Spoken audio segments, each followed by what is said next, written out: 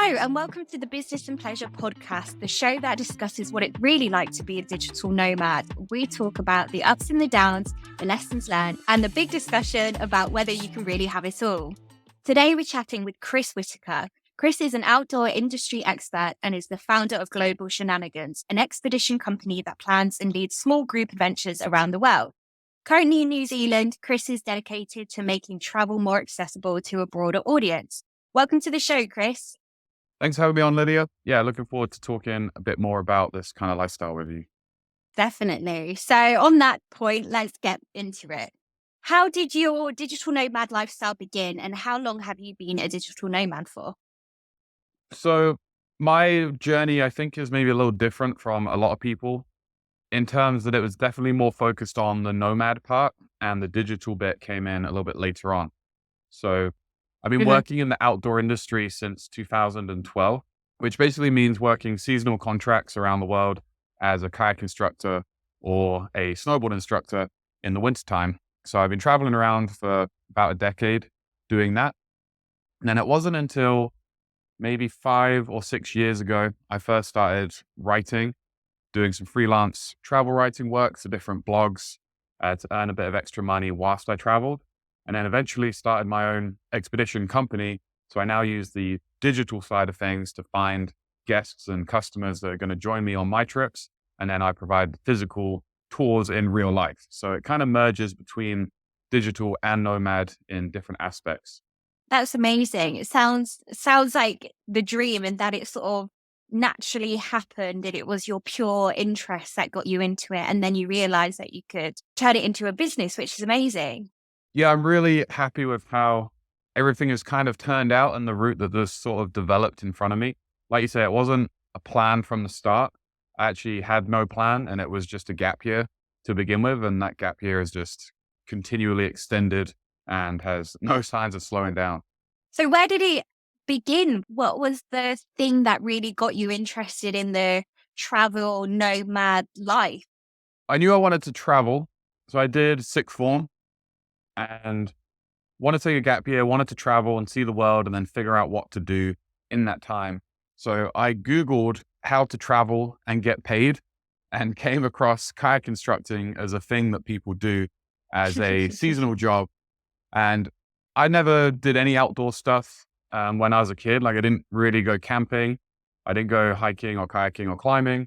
I was very sporty, but more like traditional school sports, football and rugby. So I came across kayaking at 18 and did a course to become qualified and started working as a kayak instructor.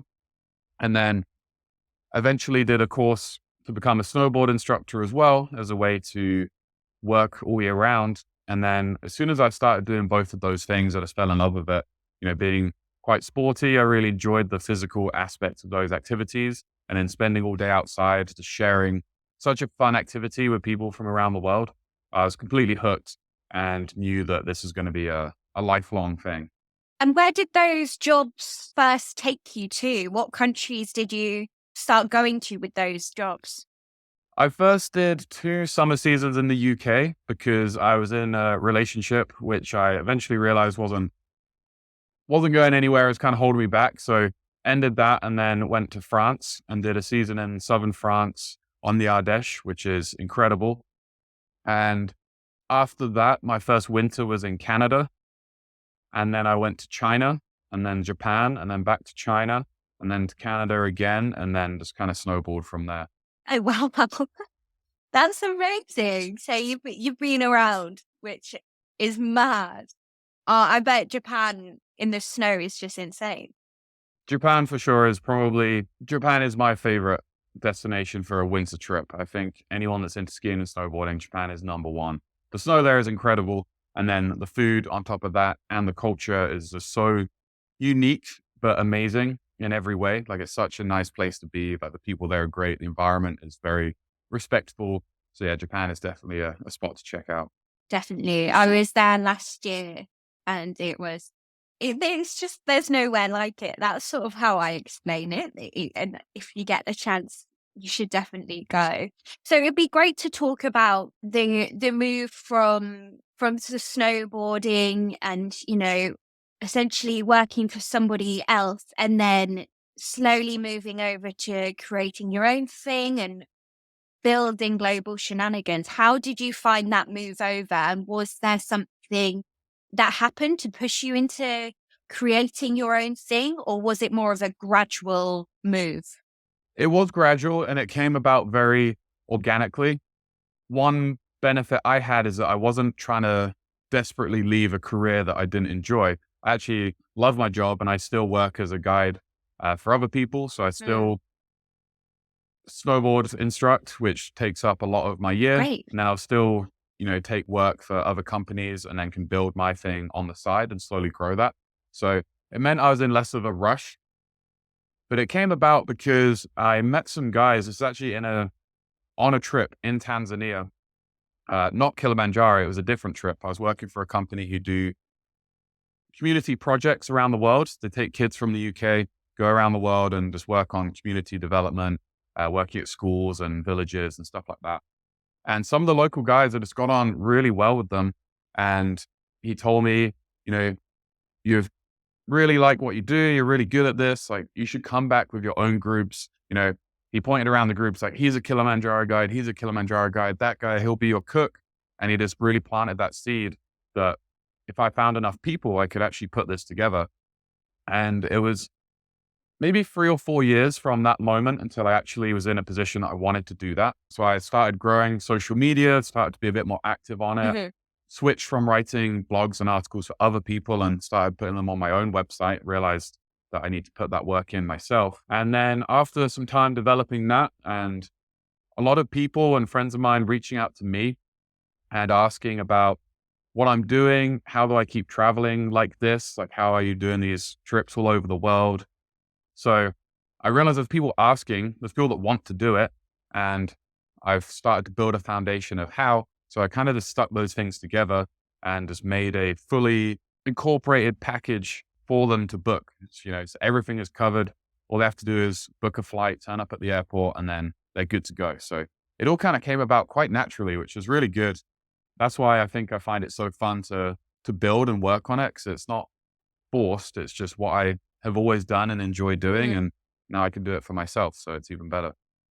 You're taking the reins and just running with it, and it sounds like you also have like the best of both worlds as well. You mentioned that you're still teaching snowboarding and taking people out and being the guide and everything like that, and for other companies, but you're also building up Global Shenanigans. Like, it's great that you can still do exactly what you want. Yeah, I really get the best of both worlds with that. And it certainly takes the pressure off as well. I think a big thing for any new business, especially one that's going to uproot you and take you around the world, is it going to work? And how am I going to pay my bills? So I'm quite fortunate that I have that as a lifeline Yeah. that I can cling on to until I think I'm ready. So at the moment, I've been doing my own trips in the shoulder season, which is the off season between September and November, and then April and May. I'm usually free in those times anyway. Mhm. So I've started to build up that time. And next summer, actually, from April, I'll be in a position to go full time on my own trips and then still have the winter. I just really love snowboarding. So I don't think I'll ever get rid of the winter season. It's just a great thing to be doing. So yeah, it's been really fun to build it that way and slowly grow. First one trip and then two trips and then two back to back and then different locations.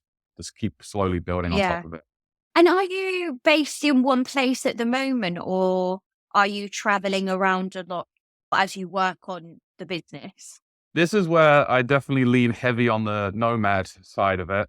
I've not really been properly based anywhere for a long time since I started doing this kind of stuff. The contracts I get are sort of 6 to 8 month Mhm. contracts. So I'm sort of semi-based there at that time. And then I move on and keep moving from there. I guess the most I felt based was in Canada when I had a van. I kind of had all my stuff in that van and was still kind of nomadic around that. But no, I pretty much just go from one spot to the next, which can be a real pain if you can imagine how much equipment is needed as a snowboard instructor and a kayak guide, and you're traveling around all these different places. So I have a lot of bags Yeah. that come with me, but it's worth it. You kind of find ways to make it work. And what are those ways that you make it work, or what are the reasons why you keep doing what you're doing? Obviously, you love it and it's amazing, but I'm sure just like anyone, when you're traveling and working and you're trying to figure it all out, you're going to have the high highs, but you also get the low lows. What are those things that keep you going?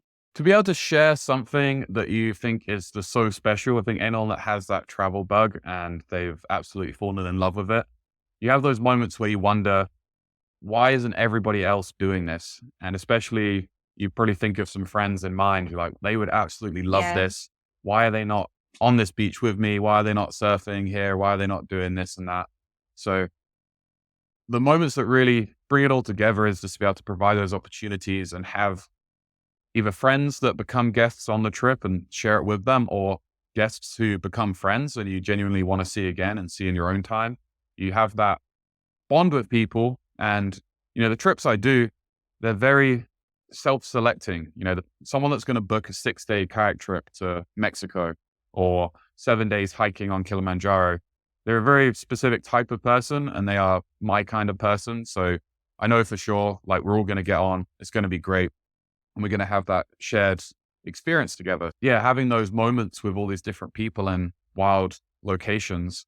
Yeah, it's just a way to share what I've been doing for a long time with as many people as possible.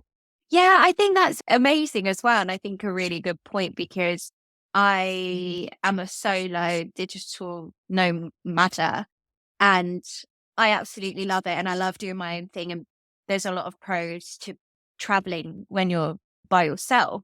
But there's some times where I wish I could share this experience with someone, or I've just come across this new place and I'd love to have a conversation with someone and go through that whole experience of discovering somewhere new with someone. And with what you do and taking people away on these expeditions, it must be amazing because you get to share the experience with them and enjoy it with them, and all sort of bask in that excitement and the emotion, and you can really be part of something and share it, which is lovely.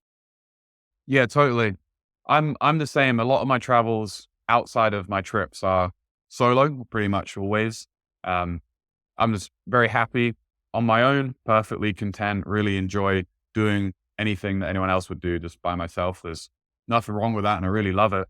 So combine those things, actually do have those shared experiences, and to see someone experience something that I've seen myself maybe once or twice before, but see them do it for the first time is really incredible.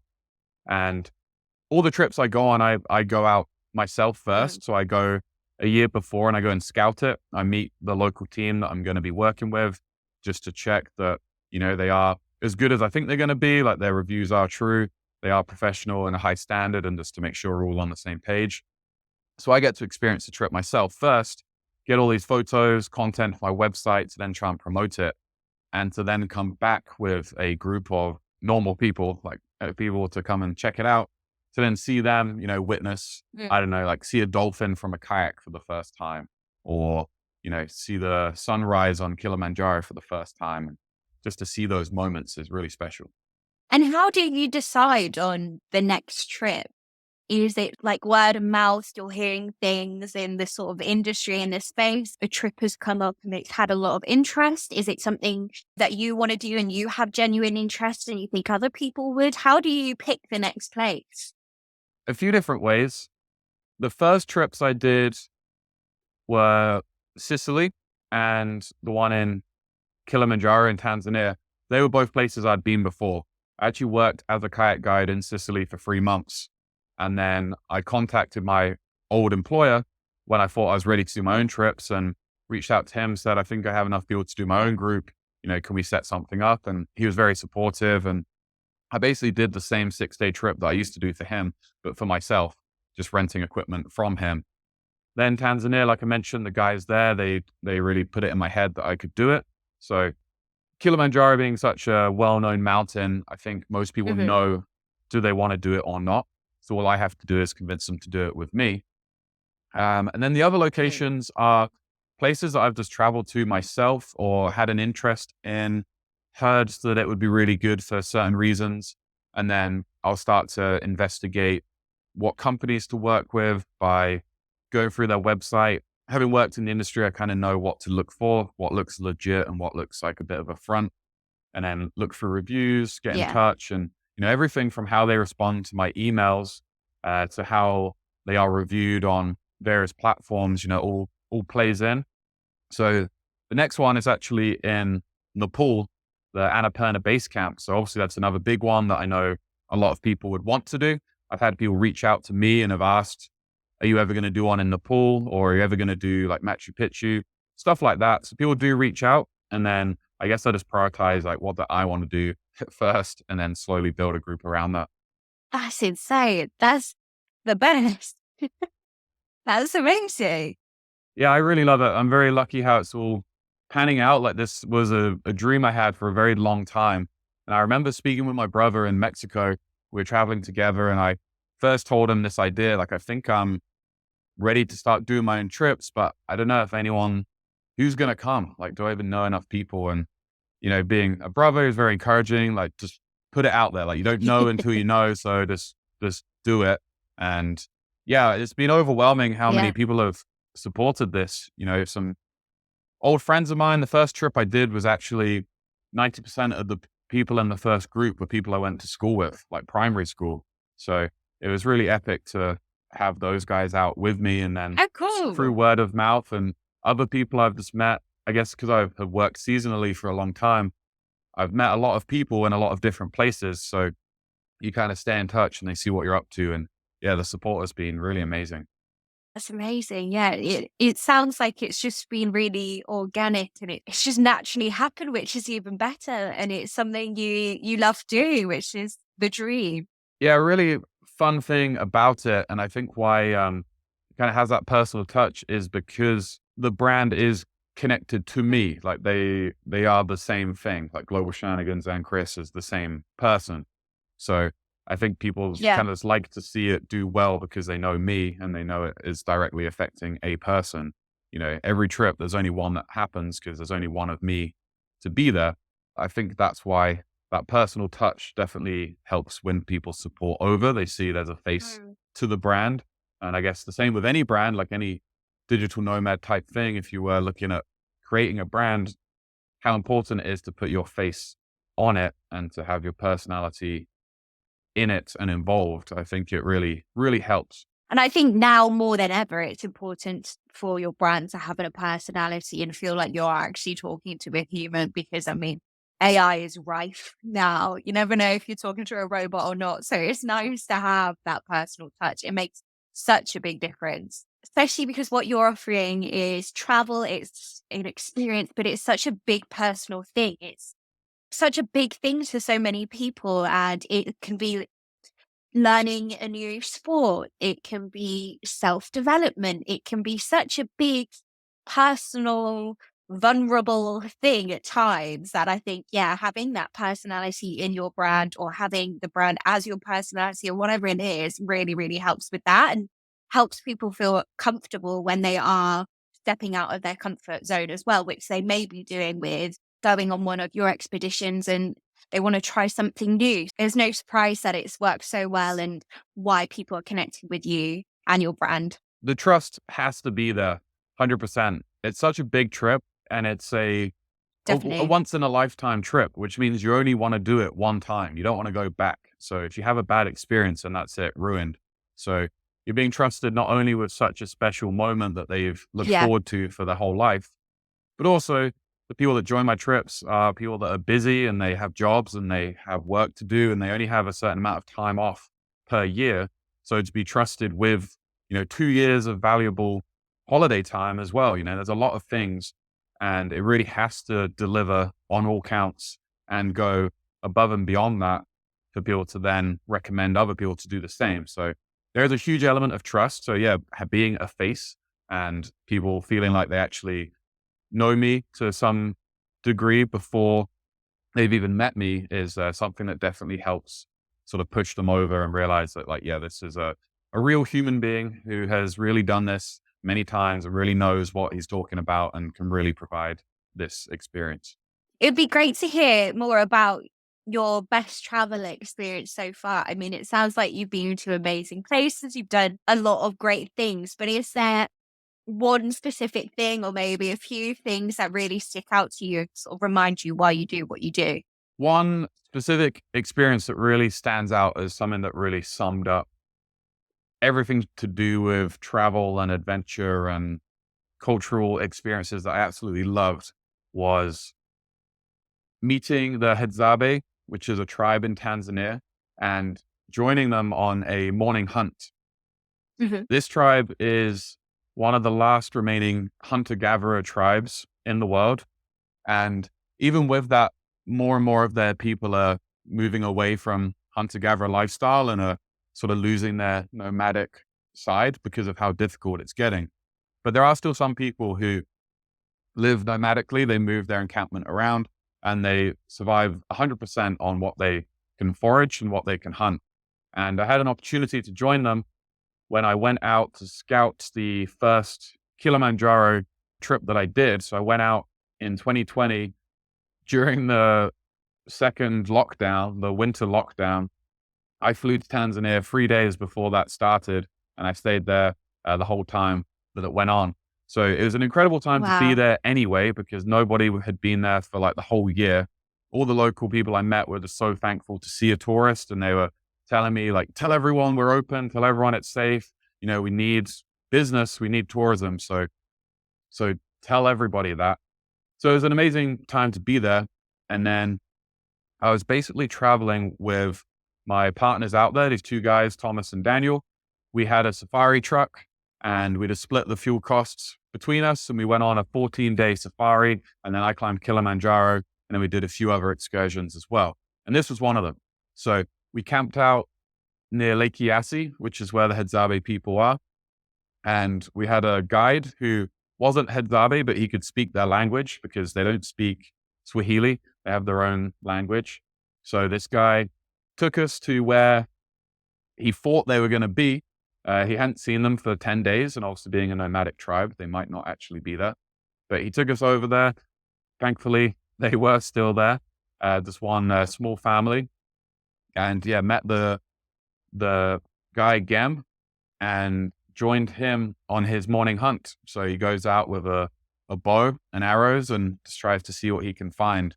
And it was such a incredible experience just to see a way of life that is so far removed from our own. And I feel like that is a reason why a lot of people travel, is to see something as different as possible that really makes you think about your own life and how you live and what's important. Mm. So it's a very eye-opening experience to do that. And yeah, that's absolutely fantastic. And what do you think those things are that you've learned from your travels? Like what have you learned from your experiences so far?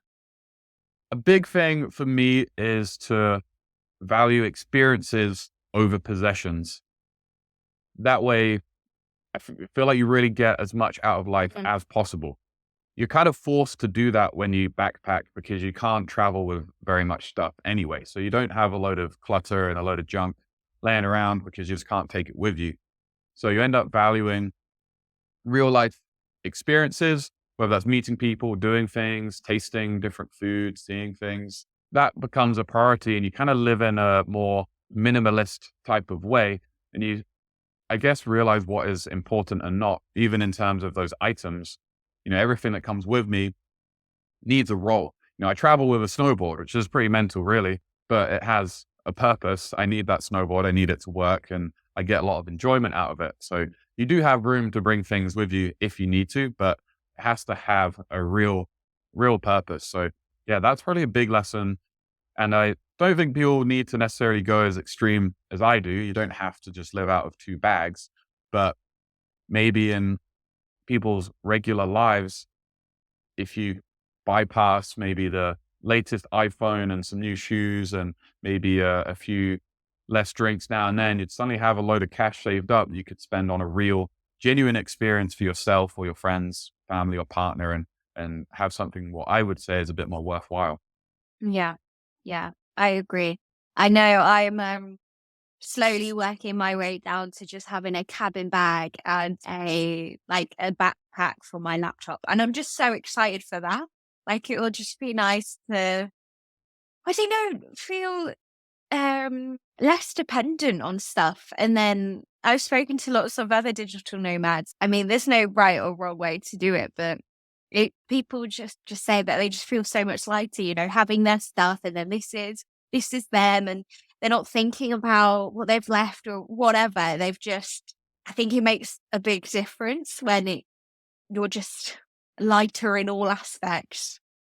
The packing can be stressful to decide what those items are. But as soon as you leave, you don't remember what you left behind. You just see, Yeah. this is what I got and this is what I'll make do with. And if you desperately need something, you can buy things wherever you go. If you go to a cold environment, you can buy or rent. People I know buy stuff from a charity shop, use it for the week, and then just give it back at the end of the week. Like, that's perfectly fine to do.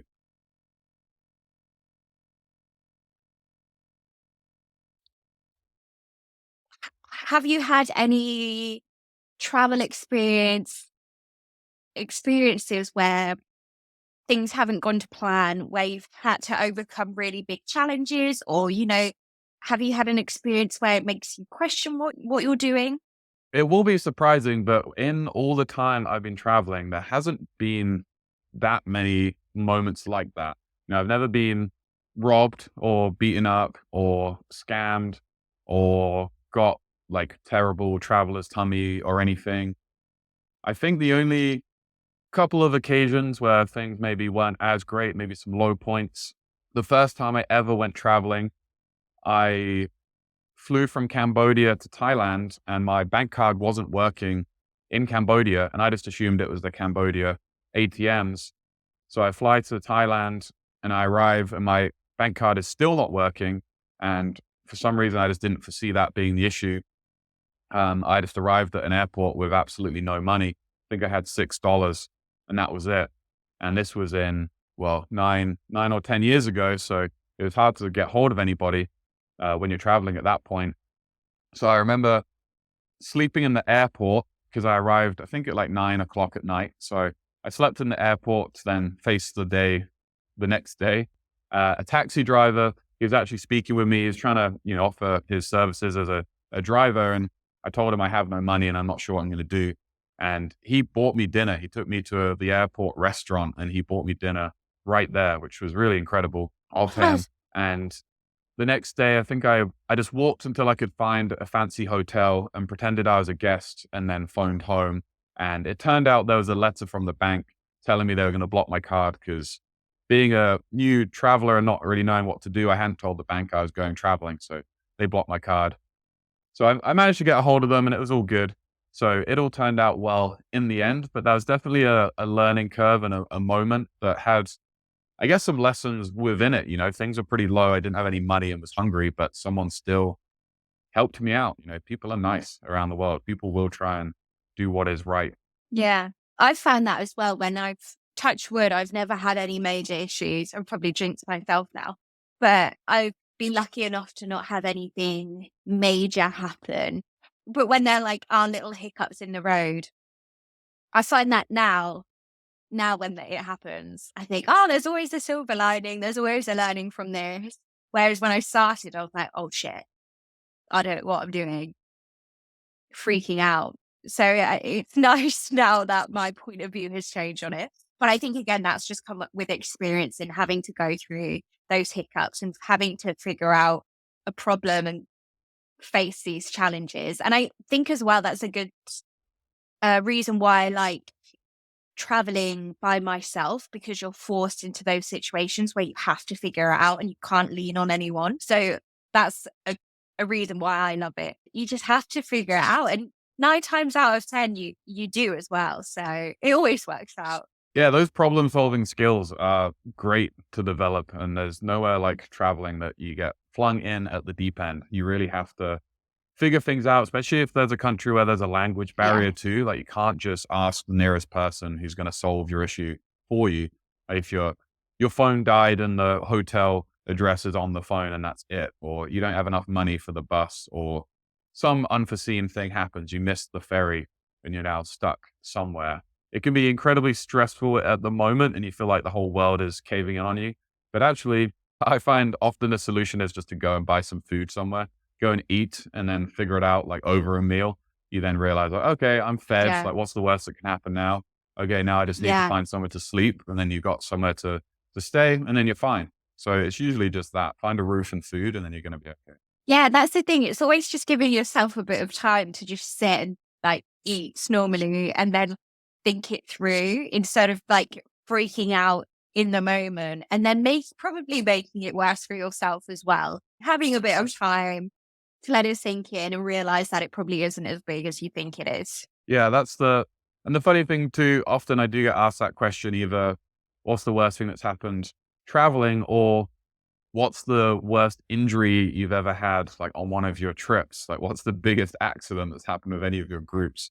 People always want to know the Ooh. worst, but there aren't really any. Like, that's the whole point of my job and what I do is to like manage risk and mitigate that. So it's always a funny thing when people are a little disappointed that there's not like a really dark, horrendous story to share. Yeah. They want the drama. Yeah, that's it. Maybe I have to spice things up a little bit. Maybe we'll do a cowboy trip one time, not take any safety gear, and just see what happens. Head into the storm. Yeah, see what happens. Yeah, I'm excited to hear about that one. What do you love most about being a nomad? It sounds a bit cliche, but I would say the freedom to go where you want and do what you want is really the appeal for most people. I would say just to decide what you want to be doing, like with your life in that moment, and it can change. So to have a life set up where I can Mhm. uproot and move in a moment's notice, like I've taken some trips offered to me on less than a week's notice. Uh, one example being in my van in the US, and a friend of mine who is a full-time travel blogger. He knows I'm someone that can do that and will just take a trip at the drop of the hat. And he messaged me and said, we've just had someone drop out. Can you go, or would you like to go to Guyana and do this trip in the Amazon for us? You just need to write 3 articles and take some photos. And it leaves in a week's time. I was like, yeah, I'll do it. They'll fly me out from whatever airport. So yeah, just parked my van somewhere, took that 10-day trip and then, yeah, just came back. So to be able to do that and not have anything tying you down in terms of long-term rent or Wow. mortgage or other things, I just really like that's how I can live. You really are in the moment. Yeah, definitely. Yeah, that's amazing.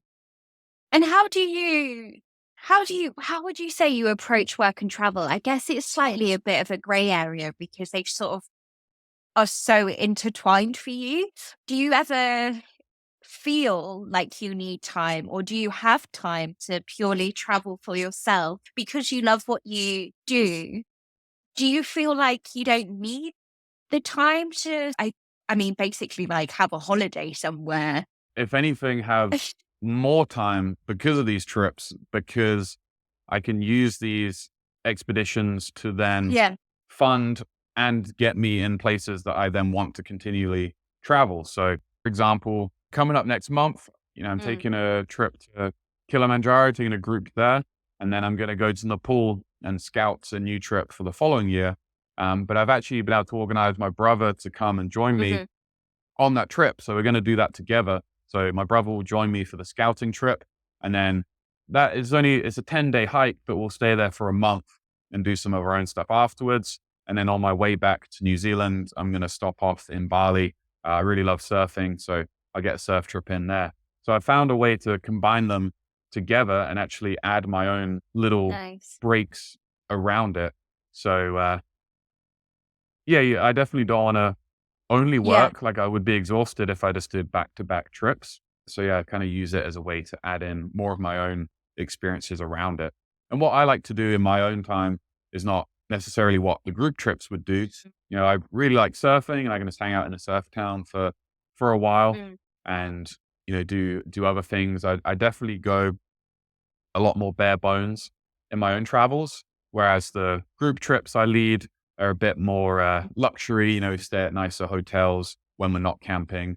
And, the food is just incredible and huge, copious amounts of delicious food.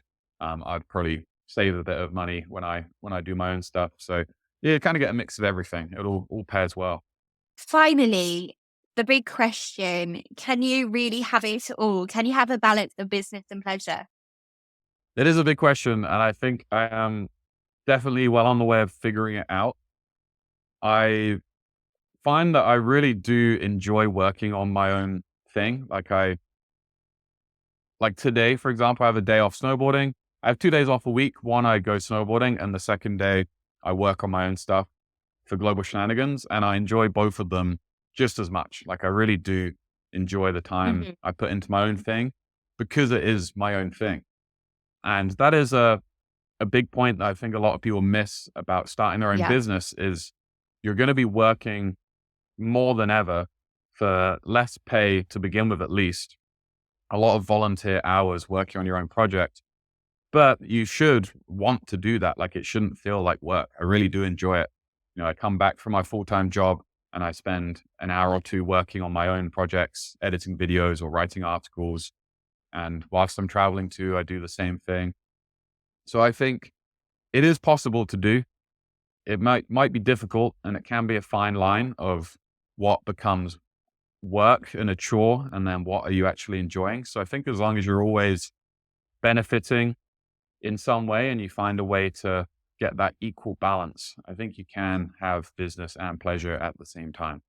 It definitely sounds, yeah, like you're on your way to it. I feel like I could talk to you all day about. You've probably got so many interesting stories, and oh, I just love it. Like you mentioned, yeah, like when you're working on your own thing, you you should enjoy it. That's how I feel about having my own podcast. It's purely a passion project, but I don't mind, working on the weekend on it. It doesn't feel like work to me, which is nice. It's nice that I can be creative and create my own thing and it not feel like work or, a chore. And I think that's a privilege, really.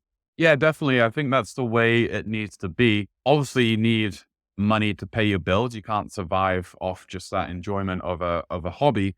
But I think to Yeah. begin with, it needs to be just that. Like it needs to be something you really are happy to put in long hours, or, to say no to going to the pub with your mates for some drinks because you have this other bit of work that you need to do, and actually wanting to do that and enjoying that, because that's kind of what it takes to get something off the ground, I think. And that's sort of the Yeah. moment I'm in right now. The stage I'm in is realizing that if I want this to be my full-time job, I need to put in full-time amount of effort, and then eventually it will become that way. So having to look at things that way and realize it does take time and commitment.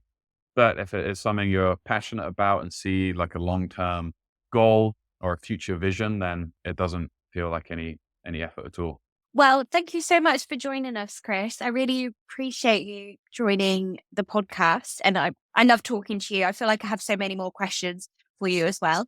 But I'll include all your links in the episode show notes. Thank you to everybody for listening, and we'll see you again very soon.